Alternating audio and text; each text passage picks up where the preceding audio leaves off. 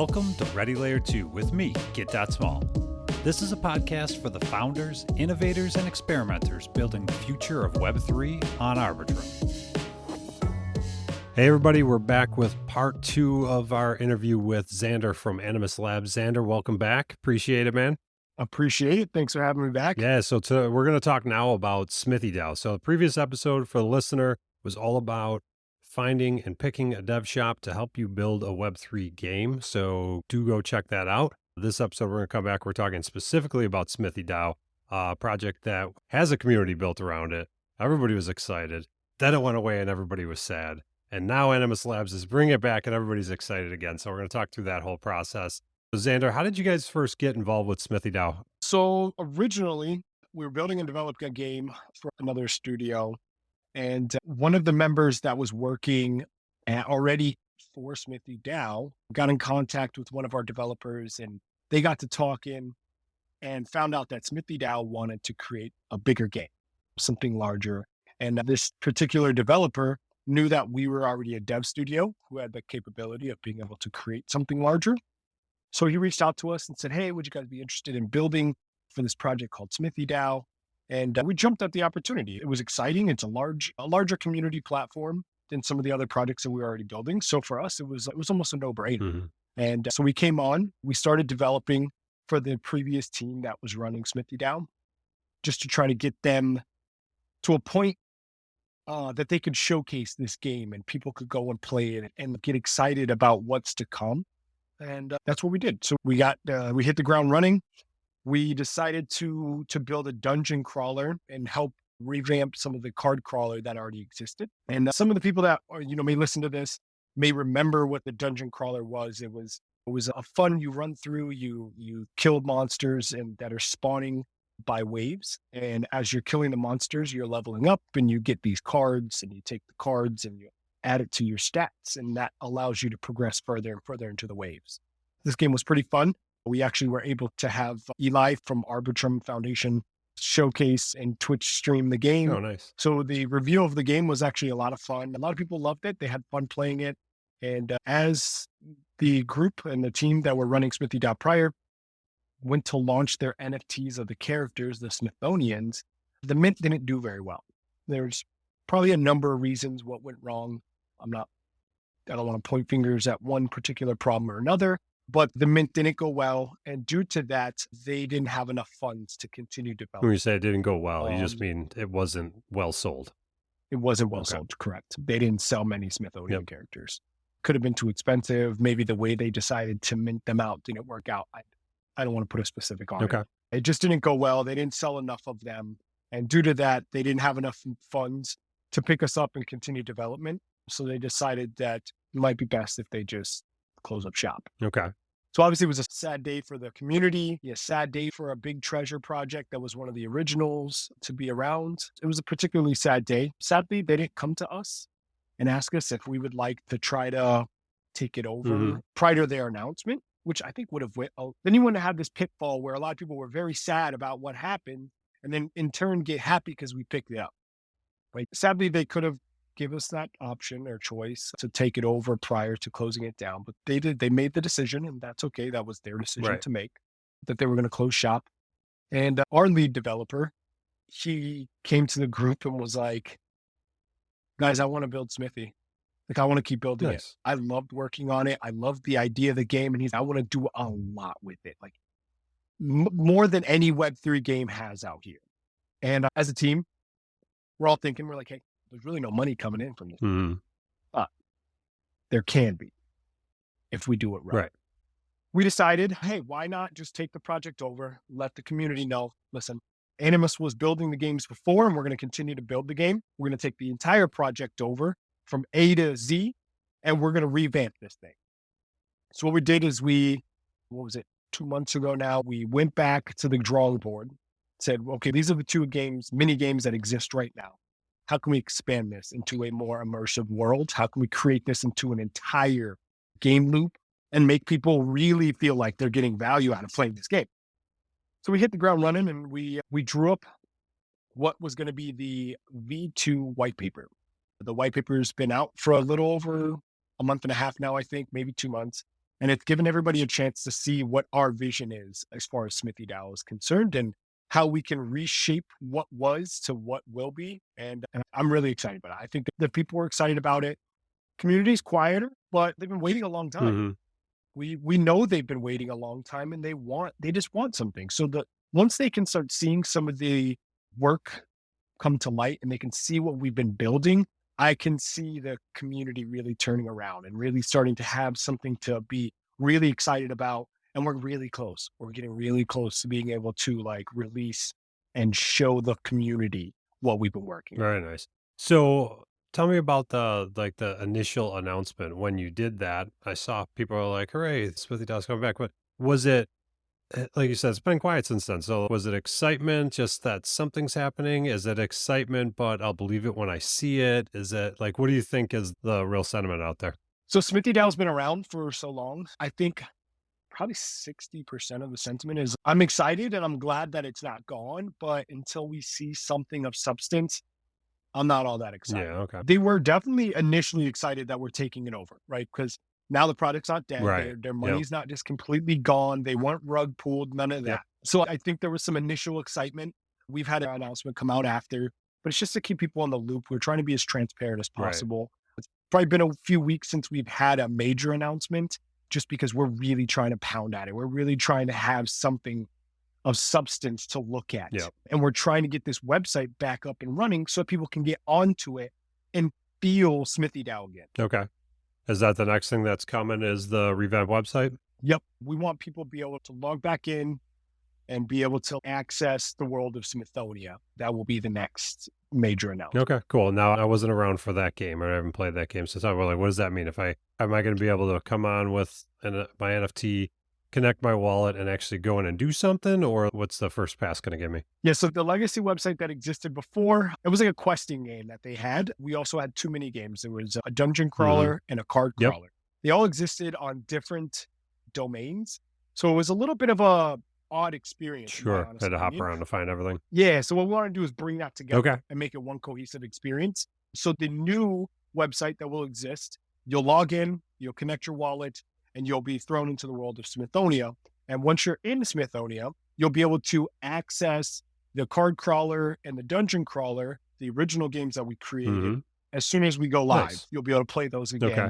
As we continuously work on the new questing system, which is going to be the AI generative questing game that is going to allow people to stake their NFTs and earn rewards. And it's going to be a lot of fun as we're building out the other modes for the games that exist. So our initial goal was to get the game back to where it was, but make it cohesive, Mhm. make it feel like you're in a meta world, right? You're in this world. You're not just going to different websites that do different things. You want to bring them all into one place, have it be multiplayer No, in that place so that everybody can interact, see their friends, and have fun with very each other. nice. And then let them play the mini games as we're developing some of the bigger play modes Got it. that will exist. Now, those mini games just for fun, or do you earn something while you're playing? And what's going on there? Yeah, so the dungeon crawler and the card crawler will both exist as a revenue source for gold, Mhm. which gold will be your in-game currency that'll allow you to buy and trade at the shop. And at the shop, you'll be able to get certain items that will help you throughout the game. And all of this exists as an in-game currency, mainly because some of the games that we see in Web3 seem very gimmicky by just creating a token just to be in the game when you didn't need just use an in-game currency Right. to get the things that you need, where obviously you're not buying NFTs with gold because it has no tangible value, but you can get the things that you need to continuously play the game. That way the free-to-play players can feel accomplished as well as the players who want to be able to go buy NFTs and things. Very cool. And now, does this start when you get this up and running? Is there any immediate path to revenue for the project, or is that come later? No immediate revenue. We're holding true to that thought of build value first and then extrapolate revenue later, because we want there to be a want to play the game. And a lot of that's going to take into account people being able to actually monetize themselves and bring value to their characters that they own. And being able to do that, we need to get to a point where we now have characters that can be customizable, that have gear that can be leveled up and value to be created upon their characters and their weapons. And once they can do that and they can see that now their smithy weapon isn't only worth 8 magic because it's whatever level. Now it's worth 30 magic because it's this level with this thing Okay. added to it. Gotcha. And we want people to be able to grow value into their characters and their assets.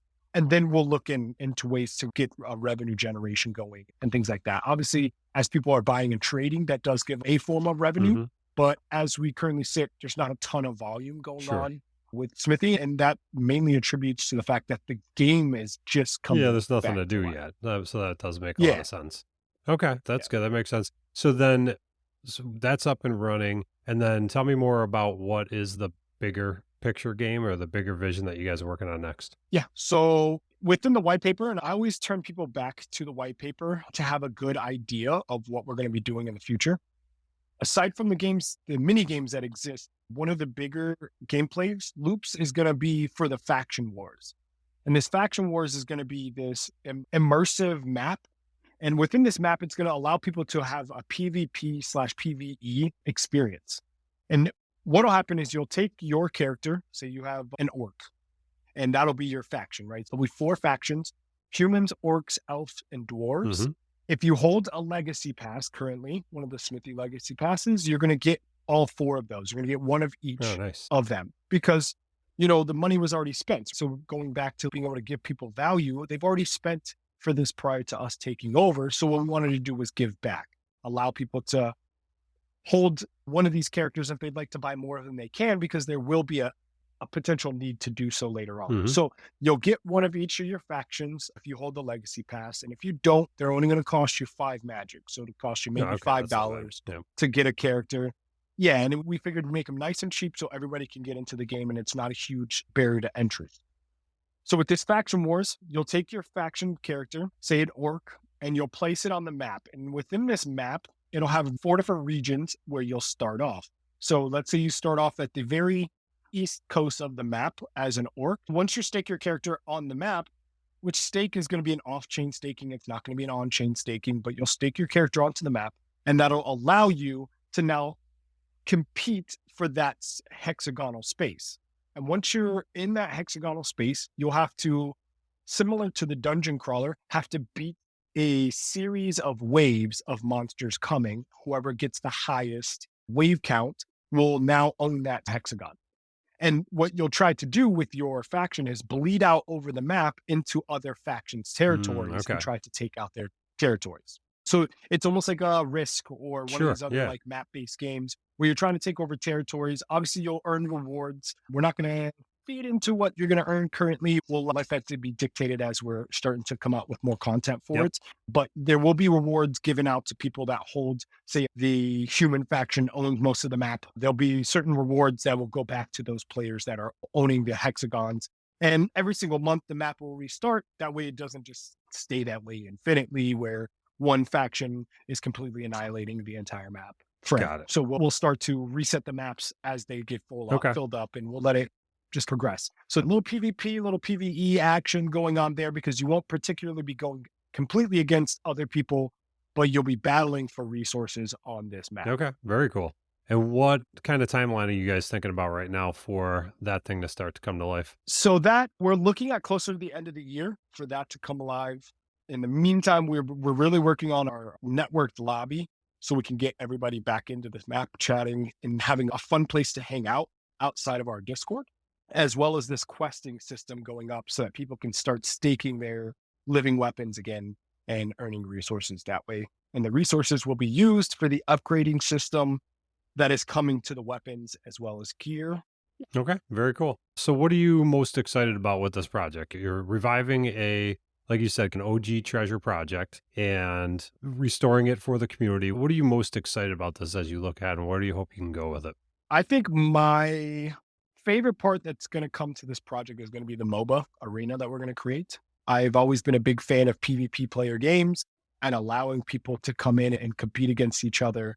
And I think there's a level of competition that people enjoy that really can drive a game to success, especially a game that's structured around community. So allowing people to have different outlets and modes of play, I think, is really big, because there's different players for different styles of game. So my favorite part is probably going to be the MOBA because it's going to allow people to be competitive.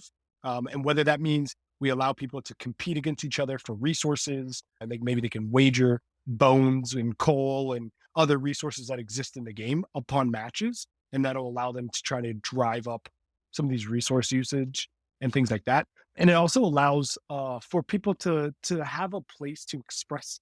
And let's say people are competing or going back and forth within our Discord. They're like, you know what? Just see me in the arena. I'll take it out there. I mean, Maybe it gives outside the people a parking place lot to after like, school.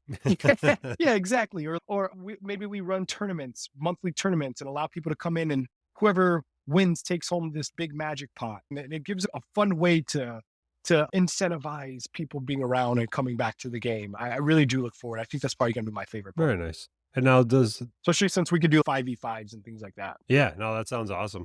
And now, does this remain a treasure project or a treasure affiliated project? Oh, absolutely. Yeah. This is going to stay on Treasure and remain on Treasure for the long foreseeable future. Got it. And did you guys have to work with Treasure or come to agreements with them as part of this transfer as well? Yeah, the NFTs got deactivated on the Treasure Marketplace due to the announcement that they were no longer going to be around. So we had to get back in touch with them and let them know that we were taking over, let them know that we're not just some Joe Blows who took the project over and we have no intentions of doing anything with it. We just we thought it would be cool if we took it. We had to let them know, okay, this is our plan. This is where we're doing with it. This is where we're trying to take it. Here's our, before we released the white paper, we sent it over to Treasure so that they can read through it and have a good sense of what we wanted to do. Yeah, so we really had to get in depth and let them know that we were very serious and that we've been around in Smithy. We're not just some guys who came along afterwards and wanted to take it over. Got it. So it wasn't like you were reapplying to be a game on Treasure. It was more just, hey, we want you to restore this to what it was. And you just had to prove out that you were serious and legitimate and we're going to carry it forward. Yep. Okay, awesome. And what's it been like working with those guys? Is that an easy process to get that all straightened out too? Yeah, so they're really easy to get a hold of. They set up a partnership Discord for you and whoever else is important at your project. And getting a hold of whoever you need to, whether it's a front-end developer or the back-end guys, they make it quite simple. They're all readily accessible within that Discord. So they're pretty easy to work with. Nice. All right, very cool. This sounds like it's going to be a neat project. And if someone's interested in getting involved now, that wasn't before, what's your advice to them? Should they wait until things are live? Should they go look at the NFT marketplace right now? What do you think's the best bet? I think if I were to stumble upon the project right now, my first go-to would be get in the Discord, go to our links and go straight to the white paper and go read about the project. What are we doing with it? Where are we taking it? Look at our roadmap and see what we have planned along the roadmap and how far do we plan on taking this game? Does it stand out? Is it different from some of the other projects? And in my honest opinion, I think it definitely does stand out. Maybe a little biased because it is our project, but I definitely believe that it stands out. It has a different, unique feel, has a different sense of game, a different feel of game than some of the other games that exist within Treasure. So yeah, definitely go read up on the white paper, understand what we're doing with it, and then head over to Treasure and take a look at some of the other games, see what they're building, see what they're doing. What are they bringing? And where does our game fit? And if all of it sounds good, looks good, and once we get this website back up, you can see that all the moving pieces are there and they just need to be fully implemented. Maybe then to make the decision if you want to buy some weapons. If they're very cheap right now, they're very affordable. All of our NFTs are in a very good price range prior to any big announcements coming, which could very well change all that. But yeah, I don't think you should make a decision until you've had a time to read up and understand everything. Yeah, that's good advice. So then you can, if you are interested, then you can strategize a little bit about what you want to pick up based on where you anticipate the game going from all that information. So we'll link all that up in the show notes for sure. So you can easily find the Discord and the project on Trove and all that good stuff in the white paper as well. So check out the show notes for that. And then Zander, what's the best way for someone? Are you out there online? Can people get connected with you somehow? Yeah. So I'm on Twitter. I'm Zander_Animus. If you want to reach out to me on Twitter, you can find me on Discord. I'm in the Smithy Discord. You can write me anytime. I'm always open. I'm always online. And my entire team always is online. Also, one more is very quickly, when you're in our white paper, you could also look at who's all part of the team. We have a section there for who our team members are. We're all very open. We're all very transparent. No one's really docs. We are a very real team. We're growing in size week after week. We keep bringing on more and more people. So yeah. Yeah, very nice, man. You guys got a lot going on. You're working on a lot of projects. You're building your own stuff. Exciting time to be working in Web3, building in a bear. And yeah, looking forward to seeing where you guys go with all this stuff, man. So thank you again for coming to share about this. To the listener, make sure you check out the prior episode with Zander. We talk all about building software with a dev shop and what they're doing at Animus Labs. So check that out. Also linked up down below. But yeah, check out all these projects. And thanks for saving SmithyDAO. I look forward to checking it out. And thanks for coming to share it. Hey, absolutely. Thank you guys. Thanks for having me. I appreciate it. And I look forward to coming back on. Right on. With more news, with more launches. I love it. Yeah, we'll take you up on that. We'll bring you back after Smithy's up and running, and we'll find out which plans went well, which ones didn't. We'll share all about that too. Absolutely. Awesome, man. Thanks again to the listener. Thanks as always for joining us. We'll see you next time on Ready Layer 2. Thank you for listening to Ready Layer 2. If you're an Arbitrum builder with a story to share, then hit me up on Twitter at GitSmall, GITSMOL. Learn more at gitsmall.com.